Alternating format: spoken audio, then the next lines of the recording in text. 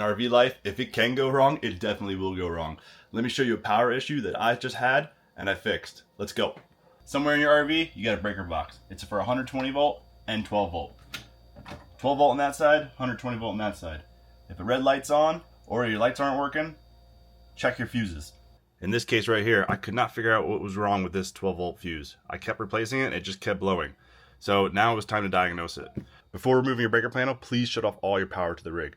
Since I already figured out the issue, I'm leaving the power on, but I'm just going to point out what you do. Take off your screws, remove your cover. Remember, shut your power off. You could definitely get electrocuted in here. Then, this is all your 12 volt side in here. Make sure that this has a good connection in here, which mine already did. So, on to the next thing. This is the light we were having an issue with in our pantry. As you can see, I also pulled out all the wires in here. Here's our motion sensor light, and I checked every Wago connector. So you have your positive and negative in, and your positive and negative to your light, and your motion sensor. And they were all tight and connected. So on to the next find. And finally, after searching and searching of what lights or what 12 volt thing doesn't work, these lights on our slide were not working. So I took off the switch, and look at that. This wire was just barely loose. I think this is our issue. So I'm going to reconnect, make it tight, put in the fuse, and that's going to solve our problem.